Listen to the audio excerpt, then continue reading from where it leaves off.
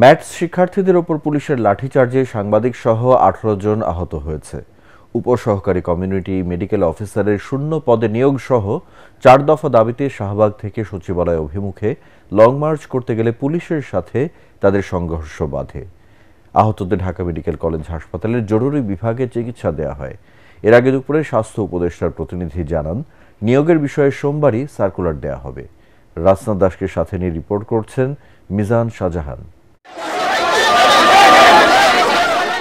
বিকেল 4:15টার দিকে শাহবাগ মোড় থেকে সচিবালয়ের দিকে লং মার্চ শুরু করেন ম্যাথস শিক্ষার্থীরা।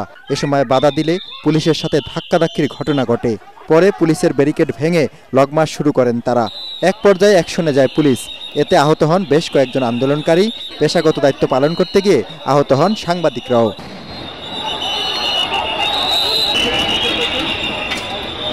স্বাস্থ্য মন্ত্রণালয়ের বৈঠকের পরও সচিবালয়ের দিকে যাওয়ার কারণ হিসেবে আন্দোলনকারীরা বলেন, বৈঠক হতে হবে তাদের সামনে।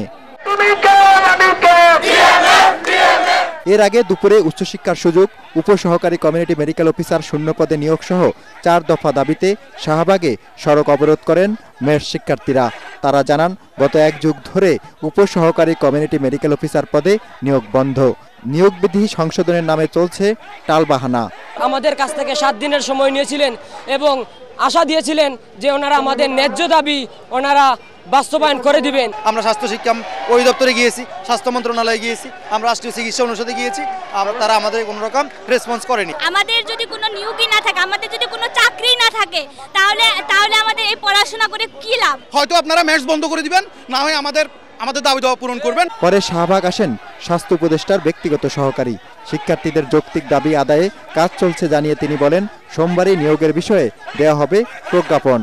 মিনিস্ট্রি থেকে এটা সিদ্ধান্ত নেওয়া হয়েছে, আগামীকাল অথবা পরশুই ওনারা সার্কুলার দিয়ে দিবে।